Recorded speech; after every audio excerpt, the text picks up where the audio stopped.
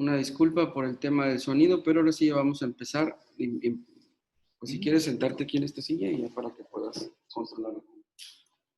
Gracias. Bueno, continuamos. Breve repaso de lo que estábamos comentando ahorita. En cuanto a anatomía, vamos a dar un repaso general de lo que es la región medular, recordando que tenemos pues áreas ventrales y áreas dorsales. Las áreas ventrales o anteriores corresponden a haces principalmente de función motora, y las haces dorsales o la región dorsal corresponde principalmente al área sensitiva o somatosensitiva. Ok, tenemos aquí que igual el canal medular se conforma tanto por espacio meningio como por lo que es el propio cordón medular. Y tenemos tres regiones principales que debemos recordar siempre que evaluamos una patología medular. La principal región que vamos a evaluar es la región extradural, ya que en esta se corresponde a la principal zona de afectación en el canal medular. La segunda región es la zona intradural extramedular, y la tercera zona es la región intradural intramedular. Simplemente fuera del canal dural, dentro del canal dural, pero fuera de la médula y dentro del cordón medular. Entonces, recordando estas tres regiones, es como nosotros tenemos que evaluar las lesiones. Y siempre recuerden que la zona de mayor afectación o la zona principal de lesiones en este nivel es la región extradural. ¿Ok? Ya veremos las diferentes etiologías que vamos a estar repasando poco a poco.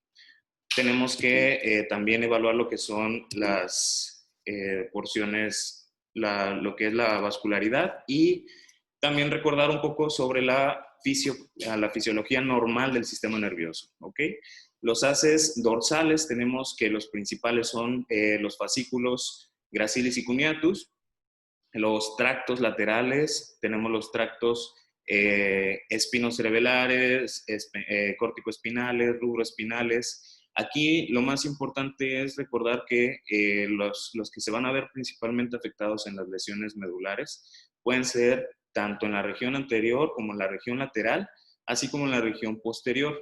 No por esto vamos a olvidar las regiones posterolaterales y anterolaterales. Entonces hay que dar un poquito de repaso a lo que es fisiología. No me voy a meter tanto en esto, nada más hay que recordar que las lesiones que están propiamente en la médula pueden condicionar síntomas y signos propios de los haces que van en dirección del canal espinal, y las lesiones que vienen desde la región cortical o desde la región cerebral propiamente, ya sea en la corteza o en el paso de los haces a través de la cápsula interna del brazo posterior, o bien a nivel de los tálamos, en su trayecto hacia lo que es el mesencéfalo, la protuberancia anular, y de ahí a lo que es la deposición de las pirámides. Bueno, entonces las lesiones que tenemos tanto arriba como abajo nos van a dar diferentes signos y síntomas, ¿sí? Recordando que antes de la deposición de las pirámides, pues tenemos lesiones que nos van a dar signos y síntomas contralaterales, y después de la decusación, pues son propiamente lesiones que van a afectar homólogamente el sitio o el lado afectado. También hay que recordar lo que está la vascularidad, las arterias espinales posteriores, que son dos principalmente, y la arteria espinal anterior. Esto porque tenemos bastantes lesiones vasculares que nos van a dar afectación a este nivel. Ok,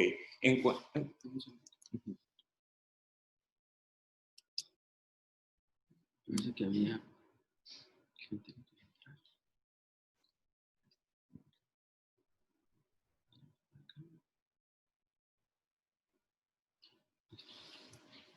Entonces, ¿cuáles son las patologías principales que vamos a evaluar en esta región? Principalmente tenemos las patologías desmielinizantes, que corresponden a la esclerosis múltiple, mielitis transversa, neuromielitis óptica y la encefalomielitis diseminada aguda. Las patologías tumorales, dentro de los que se encuentran principalmente astrocitomas, ependimomas, también veremos un breve repaso de lo que son los principales tumores y, bueno, las generalidades de estos. Lo que es la patología vascular, que corresponde a principalmente lesiones por isquemia, que pueden ser propiamente focales, o bien pueden deberse a una compresión extrínseca que va a generar esta isquemia. Incluso en la literatura se reporta como una isquemia transitoria o reversible, dependiendo de la patología que esté condicionando la misma. Las malformaciones arteriovenosas, así como las fístulas, también son comunes en esta región. Creo que alguien más entró acá.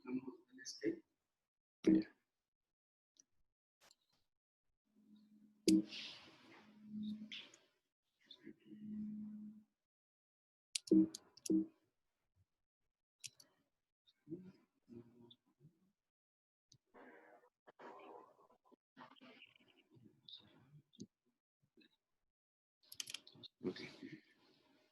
Continuamos con lo que son las patologías inflamatorias de tipo vasculíticas o bien por algunas otras entidades como lo de la sarcoidosis, e infecciones como son de etiología viral, de etiología bacteriana y de etiología fúngica, así como parasitaria. Como generalidades tenemos que enfocarnos en que la patología medular es un déficit neurológico. La etiología más común es debida, como ya les comentaba previamente, a etiologías o entidades que comprometen la situación extradural. Entonces, por tanto, la más común es la etiología de discopatía, metástasis y principalmente trauma. Ya menos común tenemos lo que es la neoplasia primaria, la patología infecciosa, inflamatoria y todas las que comentamos ahorita. Por diagnóstico topográfico volvemos a comentar estas tres situaciones topográficas: extradural, intradural, extramedular e intradural, intramedular. El diagnóstico clínico depende del sitio afectado, como les comentaba también previamente. Los antecedentes son importantes, ya que de esto depende también nosotros poder distinguir, ya que como vamos a ver, bueno, la patología medular tiene muchas similitudes en cuanto a sus hallazgos por imagen. Entonces es muy importante conocer los antecedentes patológicos. Si hubo trauma, si hubo dolor, la semiología del dolor, si ha sido progresivo, en qué parte es el dolor, si se mejora o se disminuye con algo, si se tiene una neoplasia conocida, si ha tenido antecedente de infecciones previas, como vamos a ver en algunas patologías como la y bueno, etcétera.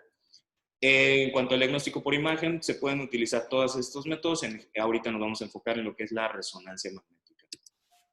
Entonces, la situación anatómica es claramente importante para ver cuáles son los hallazgos por imagen que nos van a decir o van a sugerir un diagnóstico diferencial.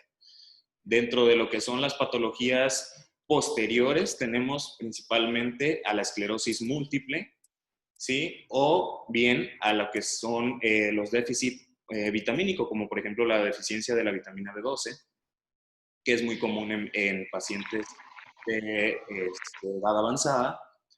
La patología anterior que tenemos, principalmente recordar que es muy frecuente que se dé por isquemia o por entidades vasculares, y lo que es la patología infecciosa, que generalmente afecta las regiones laterales o centrales, así como la patología traumática o bien la patología degenerativa, que afecta a toda la zona central.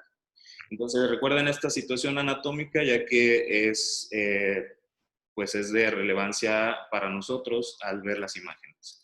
Hay que también tener en cuenta lo que es el segmento. ¿A qué se refiere el segmento? Se refiere que tenemos dos formas de dividir las lesiones, si es por segmento corto o por segmento largo. Las lesiones por segmento corto generalmente afectan de 1 a 2 segmentos vertebrales, y las de segmento largo son de 3 o más segmentos vertebrales. Que pues en estas es muy común lo que es la mielitis transversa, la neuronitis y la isquemia. Las de segmento corto generalmente es frecuente encontrarla en esclerosis múltiple, y de hecho vamos a ver que es una de las diferencias significativas en los hallazgos por imagen para nosotros decir, bueno, ¿se trata de una esclerosis múltiple o se trata de una neuromielitis óptica? Ya que las lesiones se parecen mucho, incluso también con las lesiones por encefalomielitis. Hay que ver si tenemos datos de inflamación o no, si hay edema perimedular o no. Tenemos que ver el tipo de realce, es muy importante, ya que hay patologías que no realzan o realzan de forma variable, y hay otras patologías que realzan ávidamente o que tienen un realce parcheado. Entonces, nada más tener en cuenta estos dos términos y memorizarlos porque son importantísimos, lo que es segmento corto y segmento largo. Recuerden, menos de 3, segmento corto, más de 3, segmento largo. Ahora, ¿cómo vamos a identificar cuando se trata de una lesión extradural o extramedular o intramedular? Bueno, hay que ver muy bien, saber identificar lo que es el cordón medular. Recuerden que el cordón medular, como es sustancia gris, lo vamos a ver de una señal de intensidad baja, ya que corresponde a los cuerpos somáticos. La sustancia blanca se va a ver más blanca en las secuencias ponderadas en T1 porque corresponde a lo que son los axones. Entonces es región muy mielinizada. Por eso es que se ve de una intensidad alta. Entonces, las lesiones que están dentro de la médula pueden expandir la médula y las lesiones que están fuera de la médula la pueden comprimir. Entonces, esos son dos hallazgos muy sutiles que nos pueden orientar hacia dónde se está localizando la lesión. Vemos ahí, recuerden esto, las lesiones más frecuentes son extradurales. Ahí no salió bien, es 60%. 55 a 60%. Y las lesiones intramedulares, como ven, son solamente el 5% según la literatura. En esta pues encontramos principalmente las lesiones de tipo tumorales o algunas incluso vasculares o desmielinizantes. Las lesiones extradurales principalmente son tumores óseos, metástasis, discopatía o bien patología infecciosa y trauma. Vamos a avanzar porque es muy extenso el tema. Vamos a tener como hallazgos principales en la mielopatía compresiva. Recuerden que la mielopatía compresiva se debe principalmente a cambios degenerativos o bien a trauma. Por lo tanto, pues es más frecuente encontrar que sea de segmento corto. Aquí, por ejemplo, en esta secuencia ponderada en T2, en una imagen sagital de la columna cervical, tenemos una lesión focalizada en el cordón medular de intensidad de señal alta y corresponde con una lesión por una patología compresiva. Vemos que el canal medular se encuentra, lo que es el saco dural se encuentra comprimido y casi no lo vemos en la región entre C3, C4, hasta C5 se empieza a ver otra vez el saco dural. Entonces, en esta zona está habiendo una compresión, principalmente por cambios degenerativos y por una pues, discopatía. En este caso es una lesión de tipo traumática, pero también se acompaña de cambios degenerativos. Entonces, las dos principales entidades son trauma y cambios degenerativos. En esta otra imagen observamos igual dos secciones en corte sagital en secuencias ponderadas entre dos, donde vemos en la primera imagen a su lado izquierdo de la pantalla una lesión focal a nivel de C2, C1, C2. En esta región, ¿qué es lo que nos puede afectar principalmente? Pues vamos a tener patología de tipo, ya sea bien congénita o bien patología autoinmune o bien patología reumática. En este caso se trata de una artritis reumatoide con cambios por PANUS en la región atlantoaxoidea. Entonces, aquí tenemos esta lesión de alta intensidad de señal bien focalizada en el cordón medular, en la región central. No lo está expandiendo, es importante que no olvidemos eso, si expande o no expande el cordón. En la segunda imagen de su lado derecho tenemos una enfermedad conocida como el síndrome de Morquio, que es una mucopolisacaridosis tipo 4. En esta tenemos cambios degenerativos de la columna cervical y, bueno, las alteraciones son los ligamentos, lo que es cambios degenerativos tempranos y principalmente deformidad de la lordosis cervical.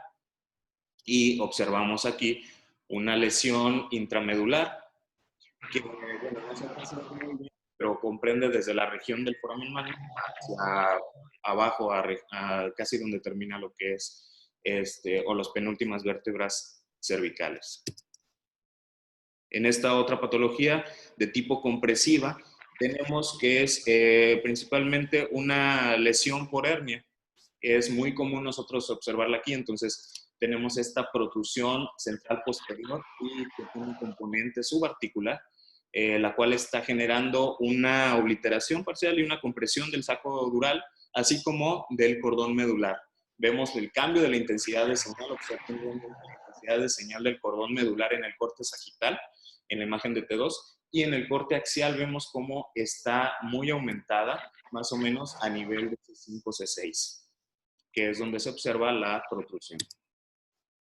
Ahora, ¿qué otro tipo de patología compresiva tenemos? En este caso es un caso de siringomielia. Se ha definido como varios términos: siringomielia, hidromielia, siringohidromielia. Realmente pues he encontrado literatura donde lo utilizan de forma indistinta y otros donde dicen que es patología distinta. En general es una cavidad quística que conecta o no conecta, por eso se puede dividir en comunicante o no comunicante, ya sea si está a nivel del cuarto ventrículo hasta el foramen magno se puede considerar como comunicante, o bien si está del foramen magno hacia abajo como no comunicante. Y esta es una patología donde vemos una comunicación del espacio subaracnoideo. No se tiene bien definida la etiopatología. Algunos dicen que puede ser debido a lo que es una mala pues absorción de líquido cefalorraquídeo y afecta lo que es todo el cordón medular y toda la cavidad medular. Se define así, como una cavidad quística. Entonces, aquí, ¿qué es lo que tenemos que observar? La hiperplasticidad longitudinal del cordón medular. Ojo, no acompañada de edema.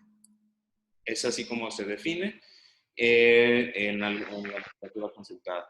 En cuanto a la mielopatía compresiva principal que va a generar lo que es la hidromielia o siringomielia, tenemos a la malformación tipo Chiari, tipo 1, tipo 2, a etiología traumática, aracnoiditis por tuberculosis y tumores intramedulares. ¿Como cuáles? Bueno, pues ya veremos algunos, como son el ependimoma y el astrocitoma. Ahora, en esta otra imagen tenemos una lesión clásica por lo que es la esclerosis múltiple. Si pueden observar ahí, recuerden, la esclerosis múltiple es bien frecuente que afecte la región posterolateral.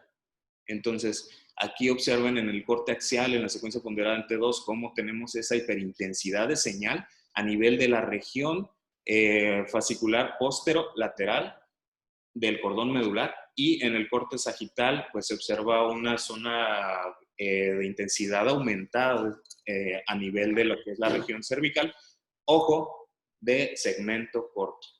Esto es lo que la va a diferenciar de una neuromielitis óptica, como vamos a ver, porque la neuromielitis óptica generalmente es de segmento largo. Ahora, hablando propiamente de lo que son las causas neoplásicas, tenemos que se dividen en dos: extradurales e intradurales. Aquí hay que recordar nada más que esta patología es muy focalizada, o bien dependiendo de la estirpe. Tenemos, por ejemplo, los tumores benignos como los quistes, los tumores de células gigantes, hemangiomas, granulomas, schwannomas, meningiomas. Pero también tenemos patología maligna, como es las metástasis óseas, el mieloma múltiple, linfoma, condrosarcoma. Entonces, esta patología puede extenderse y puede simular incluso alguna otra patología de carácter degenerativo o desmielinizante. Entonces, hay que tenerlo bien en cuenta porque puede tanto comprender segmento corto como segmento largo. En este caso, bueno, ¿qué nos va a ayudar?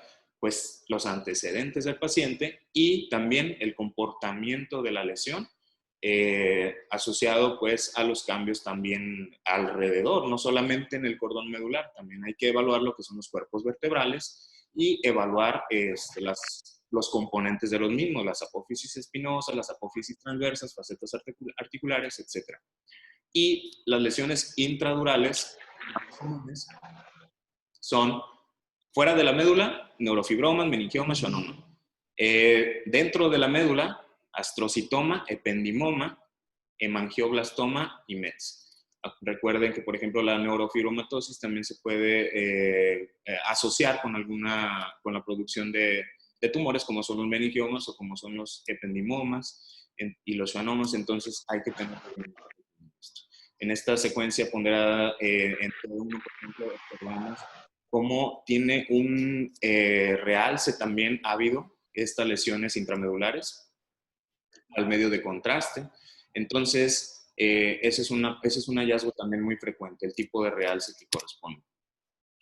Entonces, hay que tener claro que vamos a evaluar cómo afecta el cordón medular, si viene la lesión desde el cuerpo vertebral, si viene la lesión desde los elementos posteriores, si está extendiéndose a la zona paravertebral, o bien si tiene una extensión epidural. Por ejemplo, en este caso, que son ependimomas múltiples en un paciente con antecedente de neurofibromatosis, vemos cómo están bien focalizadas las lesiones y son múltiples lesiones. Entonces, estas lesiones son intramedulares y se pueden observar de alta señal tanto en frecuencias T1 y T2 con un realce al medio de contraste.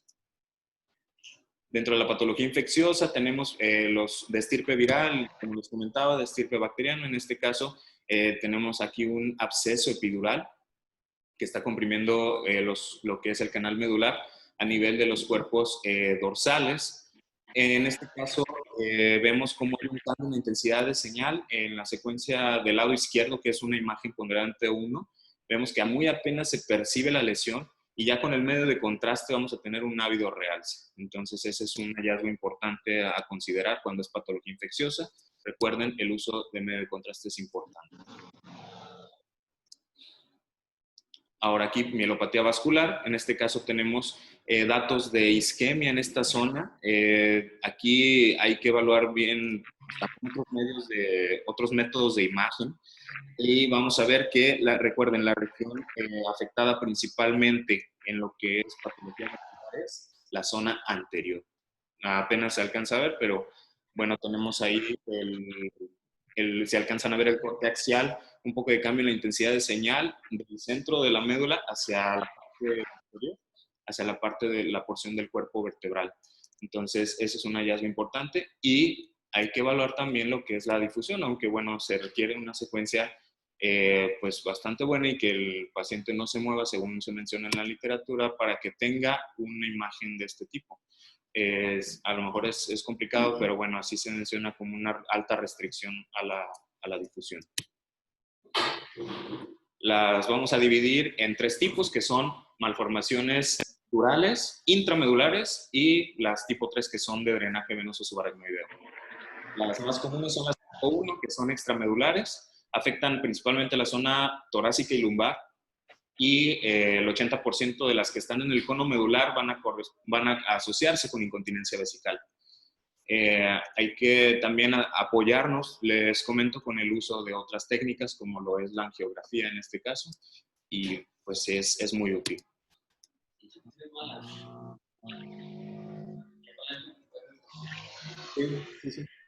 Sí, de hecho es... Ajá.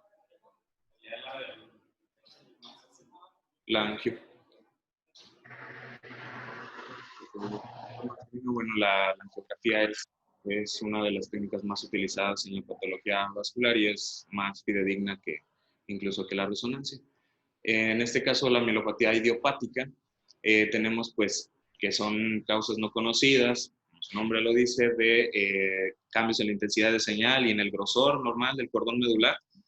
Puede ser, pues se han estudiado distintas estirpes, pero pues en este caso se asocian mucho a lo que son patologías degenerativas o incluso genéticas, entonces no está bien esclarecido todavía el tipo de patología. Cuando no se encuentra una comorbilidad o una patología subyacente, pues se puede clasificar de este modo. Vemos que en este caso es una afección de segmento largo, intramedular, con cambios en la intensidad de señal y en una secuencia T2, entonces no tiene mucha diferencia con otras patologías, otras estirpes. Como segundo tema que vamos a evaluar es la neuromielitis óptica. La neuromielitis óptica o enfermedad de Vick, también conocida. Aquí lo más importante es tener en cuenta lo siguiente. La patología de neuromielitis óptica siempre o casi siempre se va a ver acompañada de lo que es las lesiones supratentoriales, lesiones infratentoriales y lesiones espinales. Se comporta muy similar a lo que las lesiones por esclerosis múltiple, entonces hay que tener mucho cuidado. Aquí el hallazgo principal es si el paciente tiene antecedentes de neuritis óptica y mielitis o proceso inflamatorio de la columna, de la médula recurrente en un segmento largo. Eso es lo que nos va a dar, así como los datos patognomónicos que nos van a sugerir esta patología de neuromielitis óptica.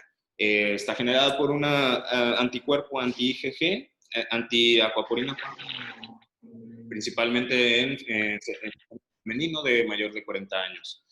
Es muy similar, como les comentaba, a lo que es la esclerosis múltiple, a la mielitis transversa. Y recordar siempre que el comportamiento clásico de estas lesiones es que son lesiones en la columna longitudinales centrales y expanden el cordón medular.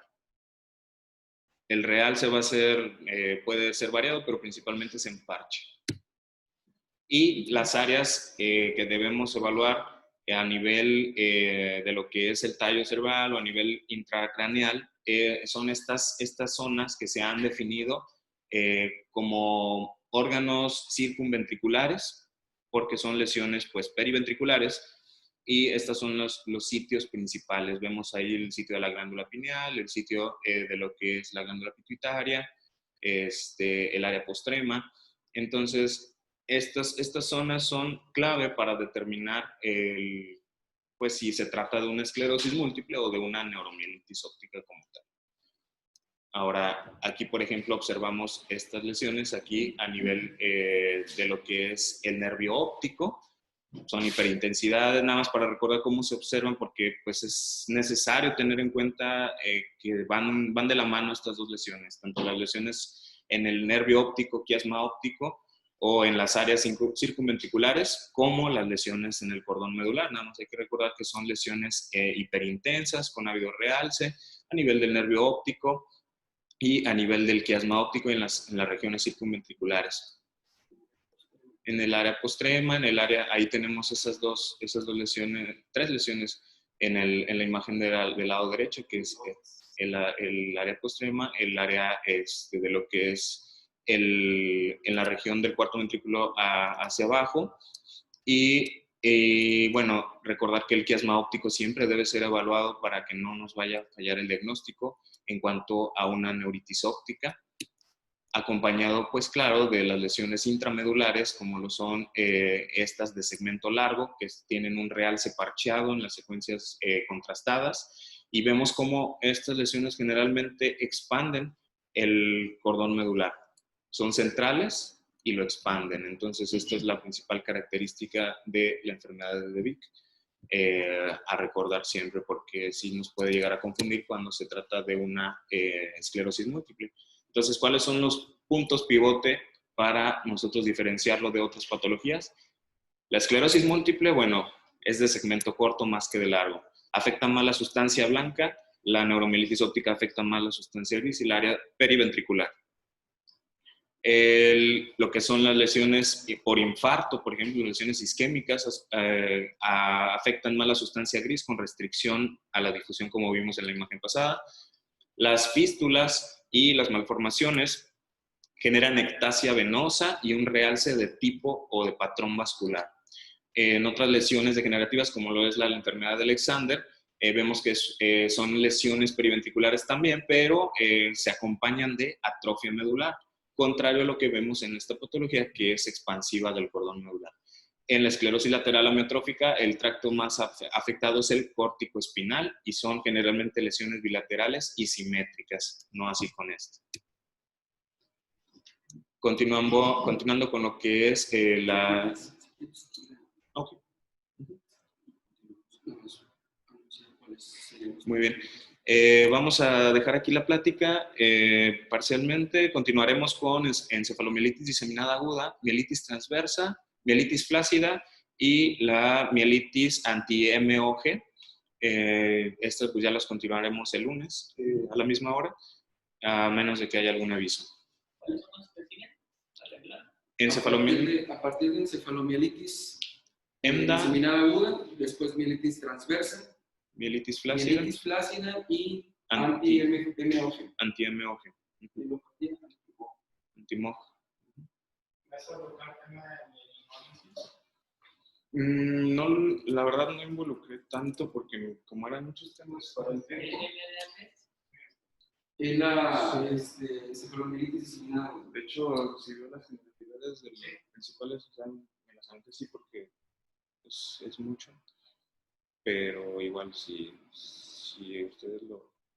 Sería bueno que ven incluir secuencias basadas en 3D, sobre todo cuando estudias la asociación de nervioso y el uso extendido de la difusión, porque hay mucho hincapié con los contrastes, sí es necesario sobre todo con el 4% de fístulas, etcétera, y hay que sumar.